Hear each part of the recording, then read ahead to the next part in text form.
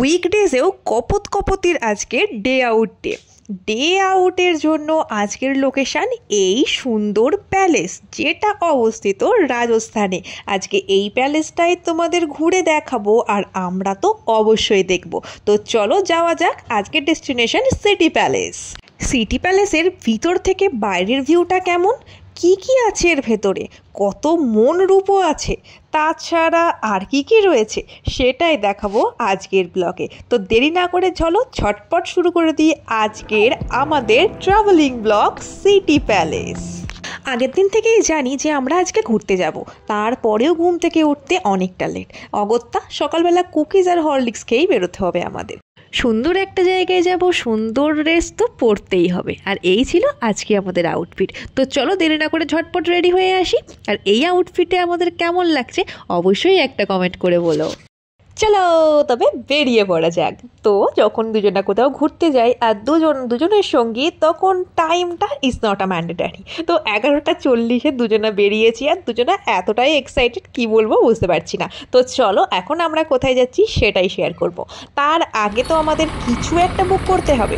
অরিজিৎ আমার সাথে হাঁটতে হাঁটতেই উবের বুক করে ফেলেছিল, আর এখানে উবের, ওলা, র্যাপিডো সবেতেই অটো সার্ভিস অ্যাভেলেবেল, সেটা একটা বড় প্লাস পয়েন্ট। তো দুজনা মিলে অটো করে বেরিয়ে পড়লাম আজকে আমাদের ডেস্টিনেশন সিটি প্যালেস, যেটা উদয়পুরে মোস্ট ফেমাস। তো চলো দুজনা মিলে একে অপরের হাতে হাত ধরে বেরিয়ে পড়া যাক আমাদের ডেস্টিনেশনের উদ্দেশ্যে। আমরা এই মাত্র এসে পৌঁছে গেছি আমাদের ডেস্টিনেশনে। এখন এই সামনের রাস্তা ধরে এগিয়ে যাব সামনের দিকে, দেখার জন্য প্রচণ্ড পরিমাণে এক্সাইটেড। আর অটোয় করে আমাদের আসতে সময় লেগেছিল 20 মিনিট। আর আমরা যেখানে থাকি, মানে আমরা থাকি মীরানগরে, মীরানগর থেকে সিটি প্যালেস আসতে আমাদের ভাড়া পড়েছিল 156 টাকা। এখান থেকে সোজা যাব টিকিট কাউন্টারে, আর টিকিট কাউন্টারের সামনে চলে এসেছি। সব এখানে যা যা প্রসিডিওর সেগুলো লেখা আছে, আর এখানে 3 নম্বর আর 4 নম্বর গেট আছে। আমরা ঢুকেছিলাম প্যালেসের পিছন দিক থেকে। টিকিট দেখো ঢোকার জন্য হচ্ছে 50 টাকা করে, ঠিক আছে? আচ্ছা আচ্ছা, আমি ওখানে দেখলাম হ্যাঁ। মিউজিয়ামে যাও তার জন্য 400 টাকা। আচ্ছা আচ্ছা, এটা হচ্ছে দুজনকার। এর মানে হলো যে সিটি প্যালেস ভেতরে ঢুকে পুরো মিউজিয়াম ঘুরতে আমাদের পার হেড পড়েছিল 450 টাকা করে, মানে টোটাল 900 টাকা। রাজকীয় ব্যাপারে ট্রিটমেন্ট। টিকিট কাটা হয়ে গেছে, আর এই পিছনে হচ্ছে প্যালেস। চলো যাওয়া যাক। আমরা যদিও পিছনের দিক থেকে ঢুকেছি, তবুও পিছন দিক থেকে ঢোকার হচ্ছে এটাই মেন দরজা। তো চলো যাওয়া যাক। ঢোকার মুখেই দুটো একটা লেডিস টয়লেট, একটা জেন্টস টয়লেট রয়েছে। তো তারপরেই হচ্ছে আমাদের পিছন দিকের পুরো প্যালেসের ভিউটা, যেটা অসাধারণ সুন্দর। এবার এই রাস্তা ধরে আমাদের সোজা যেতে হবে, অনেকটা উঁচুতে উঠবো। তো চলো, আর কিছু জায়গায় আমি অবশ্যই ফাস্ট ফরওয়ার্ড করব, না হলে হয়তো পুরো প্যালেসটা তোমাদের সত্যিই ঘুরে দেখানো সম্ভব নয়, কারণ প্যালেসটা ছিল বিশাল বড়। এদিকে চলে গিয়েছে লেক, যেখান থেকে বোটিং করা যায়, আর যে লেকে বোটিং হবে সেই লেকের নাম হচ্ছে পিছোলা লেক। তো আমরা যদি উদয়পুরে টপ 10 প্লেস সার্চ করি, তবে সেখানে পিছোলা লেকের কথা অবশ্যই মেনশন থাকবে। তো এই হচ্ছে পুরো লেকের ভিউটা, যত সামনে যাচ্ছি তত না অসাধারণ দেখতে লাগছে, এতটাই চমৎকার। শুধু মনে হচ্ছে এখানে দাঁড়িয়েই এত সুন্দর লাগছে, না জানি ভিতরটা কত সুন্দর হবে। এই ভাবতে ভাবতে এগোচ্ছি, আর না আমাদের অনেকটা হাইটে উঠতে হবে, প্রায় দোতলা বাড়ির সমান। আর এই জলের মাঝখানেও রয়েছে একটা হোটেল। হ্যাঁ, জলের মাঝখানে রয়েছে একটি 5 তারা হোটেল। এখান থেকে ভিউটা না জাস্ট অসাধারণ। আর ওটা 5 স্টার হোটেলটা না আছে, অনেকগুলো হোটেল আছে এখানে। এটাই 5 স্টার হোটেলটা, ওটাই তাজ তো 5 স্টারই হোটেল। তো এইখানে দেখা যাচ্ছে, দেখো এই হোটেলটা, পিছনে যে হোটেলটা আছে সেটা হচ্ছে 5 তারা হোটেল, তাজ হোটেল, যেটা একদম পুরো লেকের মাঝখানে। হ্যাঁ, মানে জাস্ট অসাধারণ। চলো, অনেক কিছু দেখানোর আছে, দেখাবো, সেই জন্যই আজকে আসা। নিজেরাও দেখবো আর তোমাদেরকেও দেখাবো সঙ্গে থেকে। বাইরেটা অল্প ঘুরেছি, ফেরার সময় বাকিটা দেখে নেব। তো চলো এখন ঝটপট ভিতরে যাওয়া যাক। এই হচ্ছে মেন দরজা, যেখান দিয়ে আমাদের এখন প্রবেশ করতে হবে। এই দরজার আগে আরও একবার যেখানে আমরা প্রথম ঢুকেছিলাম সেখানে একবার টিকিট চেক হয়েছিল, এখনও বোধহয় 2-1 বার হতে পারে। তো চলো ভিতরে যাওয়া যাক। আর পুরো প্যালেসটা আমাদের কভার করতে মোর দ্যান 3 থেকে 4 ঘন্টা সময় লেগেই যাবে।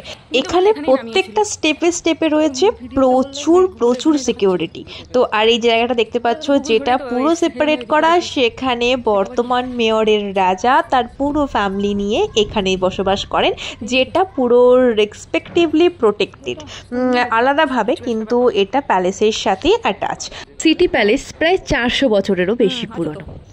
প্রায় 22 জন রাজা মিলে একটু একটু করে এই সিটি প্যালেস নির্মাণ করেছেন। বর্তমানে মেয়রের রাজা কিন্তু বর্তমান, তিনি হচ্ছেন এখনকার রিয়েল কিং, রিয়েল বাদশা ডক্টর লক্ষ্মণরাজ সিং। শুধু তো এখনকার রাজার কথা জানলে হবে না, এর তো কিছু পুরনো ইতিহাস রয়েছে। তো চলো মেয়রের কিছু পুরনো ইতিহাস শেয়ার করি, না হলে জানবোই বা কী করি সিটি প্যালেস কোথা থেকে এলো। তো সিটি প্যালেস ঘোরার আগে কিছু ইতিহাস তোমাদের জন্য। উদয়পুর সিটি প্যালেস, এটি একটি বিখ্যাত প্যালেস। ভারতের রাজস্থান রাজ্যের উদয়পুর শহরে অবস্থিত এই প্যালেসটি, যেটির নির্মাণ কাজ শুরু হয়েছিল 1553 সালে। 400 বছর ধরে নির্মাণ করা হয়েছিল এই প্যালেসটি। তখনকার রাজপুত পরিবারের মেয়র মহারানা উদয় সিং দ্বিতীয়, তিনি তার রাজধানী চিতোরকে স্থানান্তরিত করেছিলেন এই উদয়পুরে। তো চলো আজকের সেই মূল অ্যাট্রাকশন সেই সিটি প্যালেস।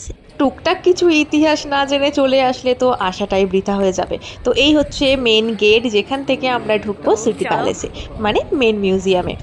তো চলো অনেক ইতিহাস শেয়ার করে ফেলেছি, এবার জাস্ট কিছু কিছু জিনিস দেখার পালা। এত ইতিহাসে কি করে শেয়ার করে ফেললাম আমি নিজেই বুঝতে পারলাম না। তো চলো এক এক করে সব কিছু এবার দেখে নেওয়া যাক। গেট দিয়ে ঢোকার মুখেই অনেক রাজাদের ছবি আছে, বর্তমান যিনি আছেন তার ছবি দিয়েও অনেক হিস্ট্রি লেখা আছে। তো ইনি হচ্ছেন এখন বর্তমান রাজা ডক্টর লক্ষ্মণরাজ সিং, বারবার নামটা আমি ভুলে যাচ্ছি। আর এখানে আমার বড় বিশাল ইতিহাস জেনে চলে এসছে, চলো শুনে নিই।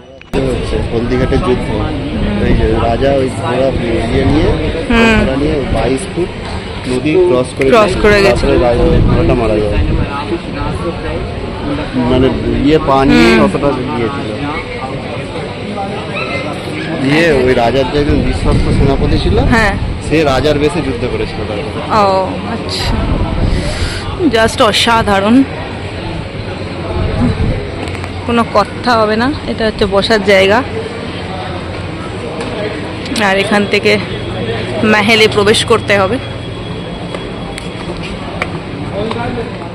এটাই হচ্ছে সিটি প্যালেস মিউজিয়ামে ঢোকার এন্ট্রান্স। তো চলো এখান থেকেই প্রবেশ করব, তারপর মিউজিয়ামটা পুরো ঘুরে দেখবো মিউজিয়ামের মধ্যে কি কি রয়েছে। মিউজিয়াম মানেই যেগুলোকে আমরা সংরক্ষণ করে রাখতে পারি কোনো একটা নির্দিষ্ট জায়গায়, সেইটাকেই আমরা হয়তো মিউজিয়াম বলে থাকি। তো এখানেও হলদিঘাটের যুদ্ধ বলো বা তার আগে বলো, যে সময় রাজারা যুদ্ধ করতো, প্রজারা কি কি পরে সেই সময় যুদ্ধ করতো সেগুলোকেই সংরক্ষণ করা হয়েছে। কি কি অস্ত্রশস্ত্র ব্যবহার করা হতো, কি ধরনের জ্যাকেট পরিধান করা হতো, সেগুলোই এখানে রাখা রয়েছে। নানান রকমের অস্ত্রশস্ত্রের সাথে রয়েছে বিশাল বিশাল আকারের বড় বড় বন্দুক, বিশাল তরবারি। তোমরা দূর থেকেই দেখতে পাচ্ছ, দেখলেই বুঝতে পারবে পুরো জায়গাটা শুধু অস্ত্র আর অস্ত্র। মানে এখানে দেখো কত রকমের বন্দুক, একরকম দুরকম না, হাজার হাজার রকমের বন্দুক। এখানে তীর, তরবারি, বন্দুক, ঢাল, সব রকমের সব জিনিসপত্র রয়েছে।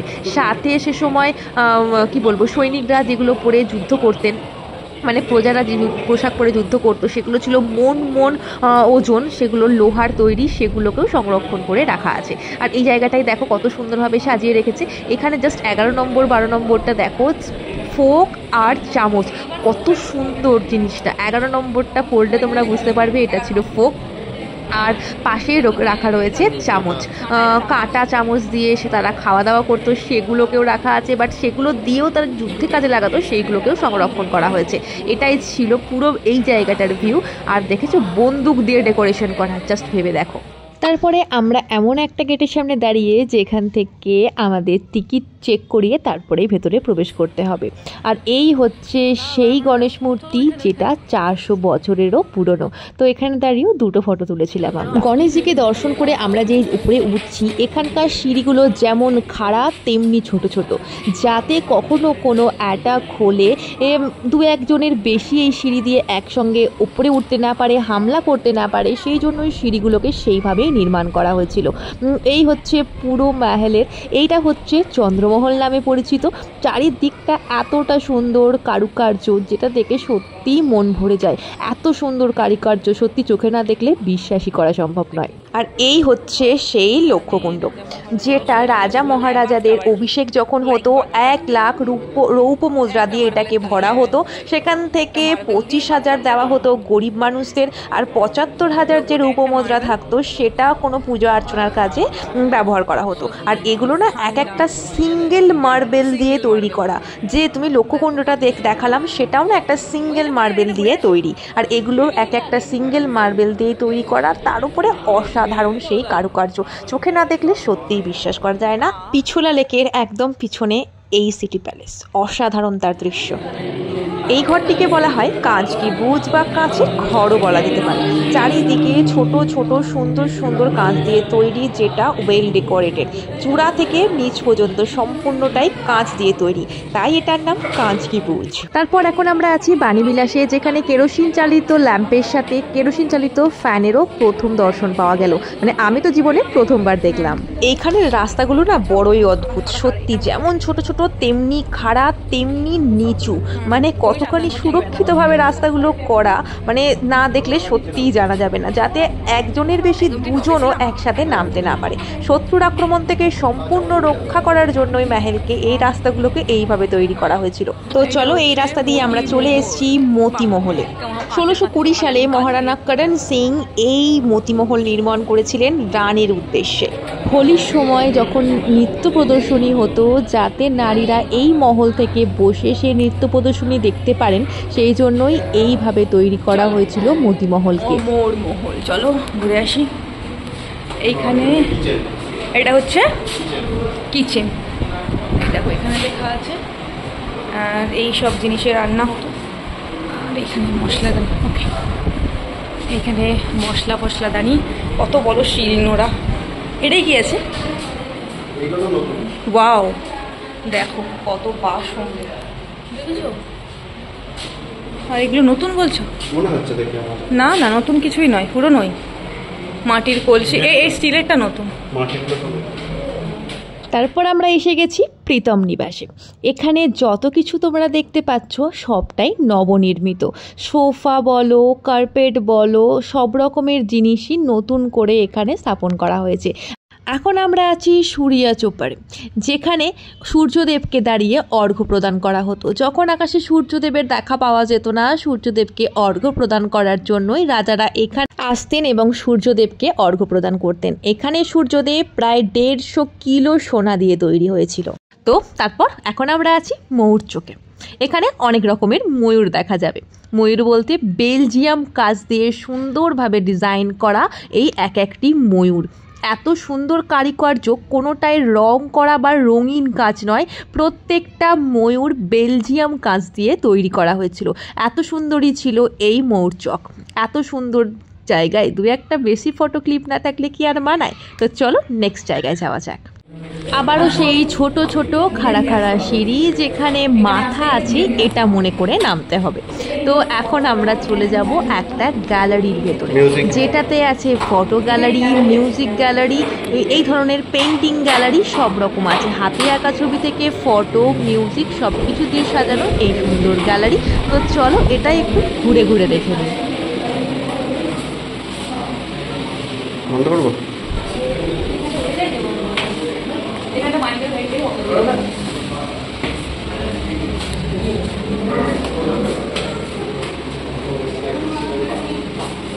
দেখাচ্ছে ওরা এগুলো তো বানিয়েছে না, এগুলো পরে। এই দেখো ঘড়ির কাঁটায় দুপুর হয়ে গেছে, এখন বাজছে 2:30, আর পেটের মধ্যেও চুহাগুলো দৌড়াচ্ছে। তাই সিটি প্যালেসের ভিতরে যে খাওয়ার রেস্টুরেন্ট আছে সেখানেই আমরা চলে এসেছি খাওয়ার জন্য।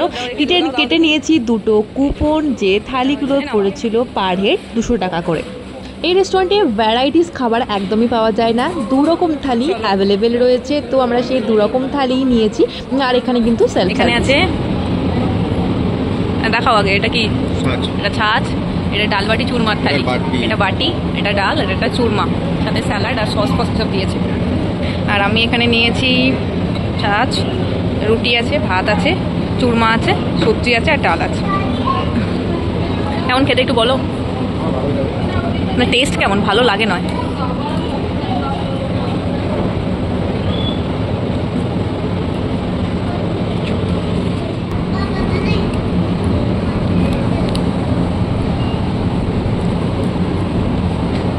গাড়টা খেতে ভালো।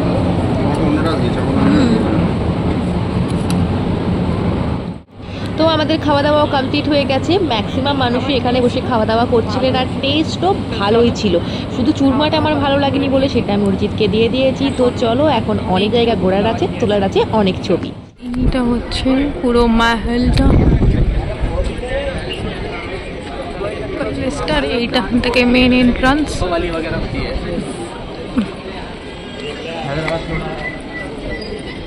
ঐতিহাসিক প্রেক্ষাপটের সাথে এই সিটি প্যালেস জাস্ট অসাধারণ ছিল সব কিছু।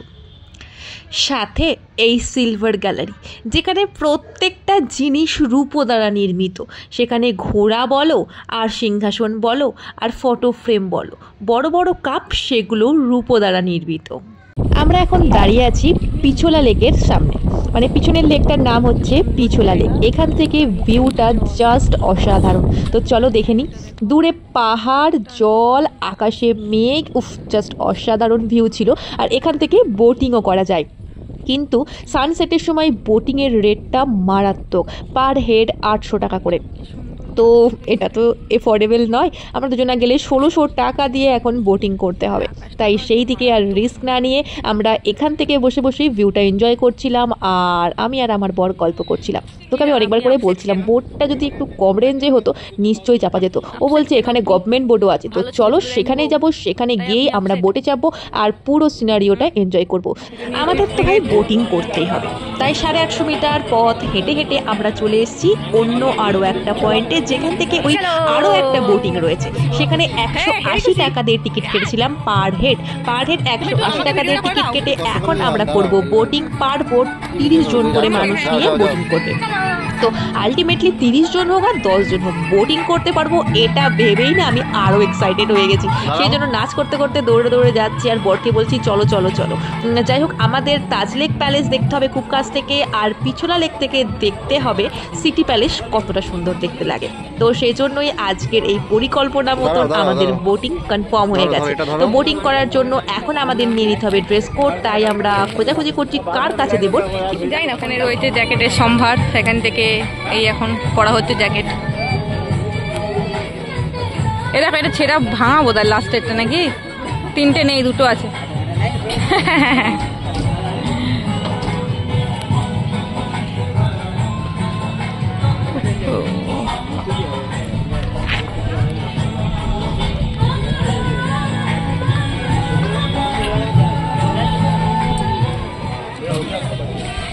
চলো, এটা 30 জনের বোট।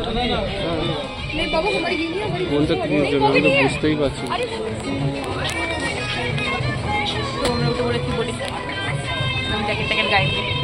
কেমন উঠে গেছে।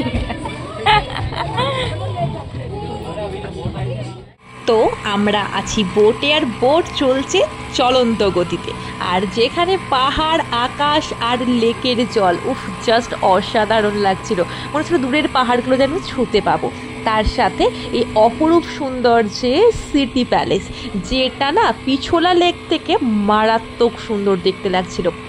ফোনে হয়তো অতটা তোমাদের বোঝাতে পারিনি, কিন্তু কাছ থেকে না চোখে দেখে এতটা ভালো লাগছিল সেটা সত্যিই বোঝানো সম্ভব না। এমন অনেক জায়গা রয়ে গেছে সিটি প্যালেসে যেগুলোতে ভিডিও না আর করা হয়নি। একটা এত বড় জায়গা যেটা 3-3.5 ঘন্টা লাগে ঘুরতে, সেটা একটা ছোট্ট 20-22 মিনিটের ভিডিওতে কমপ্লিট করা সত্যিই পসিবল নয়। তাই যতটুকুনি পারলাম শেয়ার করার চেষ্টা করলাম। আর ওই পিছোলা লেকের মাঝখানে অবস্থিত 5 স্টার তাজ প্যালেস হোটেল, সেটাও মারাত্মক সুন্দর দেখতে ছিল। বোটিং রাইড কমপ্লিট, কেমন লাগলো? সুন্দর। এটা কি যে টিকিট কাউন্টার, আবার প্যাডেল ওই প্যাডেল বোটে। চলো এখন বসে আছি।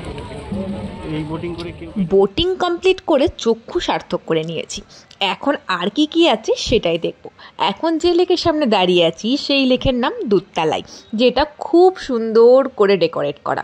আর এই লেক থেকে ঠিক ওপরে উঁচু পাহাড়ের মাথায় রয়েছে মাতা রানীর মন্দির। সেই মাতা রানীর মন্দিরে যাওয়ার জন্য আমাদের ব্যবহার করতে হবে পা, আর নয়তো এই রোপওয়ে। এই রোপওয়েগুলো সোজা যাচ্ছে মাতা রানীর মন্দিরে, ওখানে তোমাকে ড্রপ করে দেবে, 10-20 মিনিট ওয়েট করিয়ে তারপর তোমাকে আবার নিয়ে চলে আসবে। কিন্তু আমাদের এবারে আর রোপওয়ে রাইড করা হয়নি, কারণ অরিজিতের এই বিষয়ে একটু ভীতি রয়েছে। তো চলো, এই হচ্ছে লেক থেকে সম্পূর্ণ ভিউটা, যেটা অসাধারণ দেখতে লাগছিল। এই দুধতলাই লেকে কিন্তু প্যাডেল বোট অ্যাভেলেবেল। এই লেকটাতে তোমরা নিজেরাই প্যাডেল করে বোট রাইড করতে পারো, কিন্তু অত সুন্দর পিছলা লেকে ভিউ দেখে এসে এটা আর মনে হয় না ভালো লাগবে। যাই হোক, ঘোরা আমাদের আজকের মতো কমপ্লিট। এবার ফিরতে হবে তো বাড়ি। সারাদিনে প্রচুর ঘুরে প্রচুর ক্লান্ত হয়ে গেছি। এখন ঘড়ির কাঁটায় প্রায় 6:30 বাজছে। তোমরা কিন্তু ওয়েদার দেখে একদমই ভেবো না এখন সবে মাত্র বিকেল। তো সিটি প্যালেসের যে জায়গাগুলো তোমাদের সাথে শেয়ার করতে পারিনি, সেগুলো ফটোর মাধ্যমেই তোমাদের সাথে শেয়ার করে নিলাম। কেমন লাগলো অবশ্যই জানিও। আর যদি কখনো তোমরা উদয়পুর এসে থাকো, অবশ্যই ভিজিট করো সিটি প্যালেস। তো চলো, আজকের ভিডিও কেমন লাগলো জানিও। এবার আমরা ফিরছি বাড়ি। দেখা হচ্ছে খুব তাড়াতাড়ি নেক্সট ব্লগে। আজকের মতো টাটা।